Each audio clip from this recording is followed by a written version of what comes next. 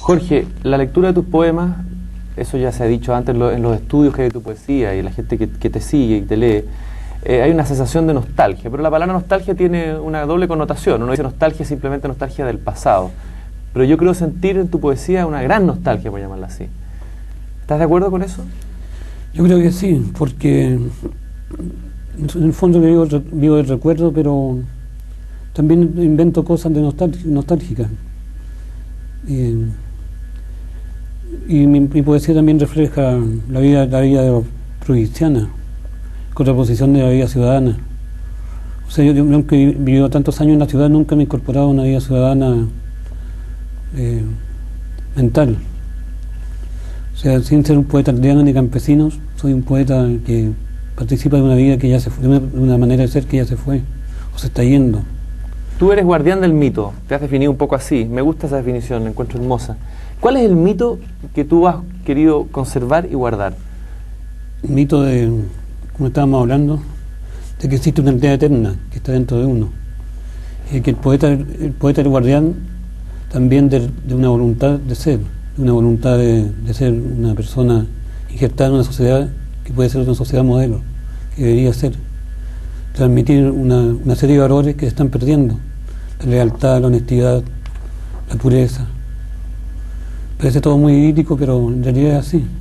Hay un poema muy hermoso que está en El árbol de la memoria, ese libro publicado en el 61, voy a leer un trocito, que me parece significativo en relación a eso. Dice: cuando todos se vayan a otros planetas, yo quedaré en la ciudad abandonada bebiendo un último vaso de cerveza, y luego volveré al pueblo donde siempre regreso como el borracho a la taberna y el niño a cabalgar en el balancín roto. Sí, ese poema lo escribí en Lautaro, en el año 1961, o sea, yo tenía 26 años. Estaba prefigurando lo que iba a ser mi vida, porque en el fondo yo volví a la aldea. Una aldea que tú te construyes, una aldea imaginaria, por decirlo así. Claro. Solo en mí el pueblo que está en mi alma, como dice Marc Chagall. Es mi pueblo. Es un pueblo donde pueden habitar todos los que comparten mi poesía. ¿Y la poesía puede modificar la realidad? Yo creo que sí. De hecho, conozco a gente que se ha dedicado a la poesía, que incluso han vendido el refrigerador de la mamá para poder seguir leyendo. Me gustaría leer un poema que tengo acá sobre los muertos. Dice: para hablar con los muertos hay que elegir palabras que ellos reconozcan tan fácilmente como reconocían el pelaje de sus perros en la oscuridad. Palabras claras y tranquilas como el agua del torrente domesticada en la copa, o las sillas ordenadas por la madre después que se han ido todos los invitados. Palabras que la noche acoja como los fuegos fatos a los pantanos. Para hablar con los muertos hay que saber esperar. Ellos son miedosos como los primeros pasos de un niño. Pero si tenemos paciencia, un día terminarán por respondernos. ¿Los muertos nos pueden responder como en Rulfo? Sí, yo creo que nos mandan mensajes a través de los animales, por ejemplo. Yo tengo un perro, hay un gato en la casa que se llama el gato Pedro, que es totalmente humano. Y un perro y un gato que me acompañan cuando empiezo a escribir y llegan a sentarse al lado mío, como ángeles guardianes. ¿Y qué nos quieren contar los muertos? ¿O qué te han contado los muertos a ti? Los sueños, que hay un mundo mejor y un mundo peor, tal como es la realidad.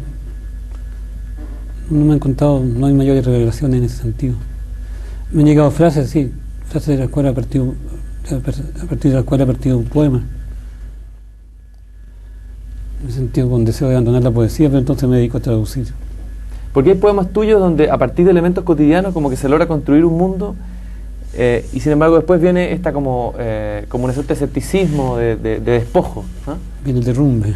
La caída. Esto es como una historia de paraíso perdido, como estábamos hablando. Pero ahí se produce una frustración entre este mundo que tú has inventado, tu propia flora inexistente, tu aldea imaginaria, tu paraíso, cuando tienes que aplicarte diariamente y uno tiene que ganarse el pan, circular en la ciudad, pagar cuentas, mantener una familia. Ahí se produce la caída. Sí, es muy difícil mantener el equilibrio y se producen caídas. En mi caso se han producido, no de neurosis, sino que, para decirlo de una vez, y no soy ningún propagandista, de la caída en el alcoholismo, que es una manera de escapar en el fondo. Pero ¿no ha sido el alcohol tal vez una forma tuya de proteger ese mundo tuyo, de mantenerte como protegido, guardado Pero en el fondo es una evasión, porque para el ser humano era difícil soportar el peso de la realidad, como dice T.S. Eliot. Para mí ir a un banco ya es una cosa terrible, hacer cola, eso es muy cómodo. También hacer gestiones, pagar cuentas, cosas que no suelo no pagar en general, pero de todas maneras necesito preocupación por pagarlas. ¿Tienes muchas deudas, Jorge? No tengo más deudores, realmente tengo pocas deudas, tengo más deudores. A veces me releo con sorpresa. ¿Cómo es posible que haya escrito esto? Digo yo. ¿Y cuando lo escribiste, cómo lo escribiste? ¿Fue como en trance, como alguien te lo hubiera dictado? Sí, a veces dictado. Te empieza por una frase o por una imagen y se continúa en un estado, puedo decir que es muy intenso. Un estado que exige una atención permanente y una acumulación de material. Aunque uno no está escribiendo todo el día, no es un grafómano, pero está acumulando un material poético y de repente surge como un relámpago. Y ahí empieza a desarrollarse todo el contenido que llegó, el rayo que no cesa, como dice Miguel Hernández. De repente me recuerda, leyendo tus poemas, me recuerda un poco la poesía oriental, la poesía, por ejemplo, los haiku, sí, que a través de una imagen, de un cerezo, viene todo un mundo detrás. Claro, porque cuesta mucho concentrarse, yo creo que eso se debe a que cuesta mucho concentrarse en un poema largo.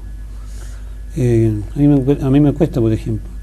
La tensión poética es muy insoportable, entonces hay que si uno da un destello, capta un momento, vale por todo lo demás. Después vienen las asociaciones sobre ese momento. Pero yo también he escrito haiku bastante. ¿Has escrito haiku? Sí, tengo 41, escribí en un libro mío que se llama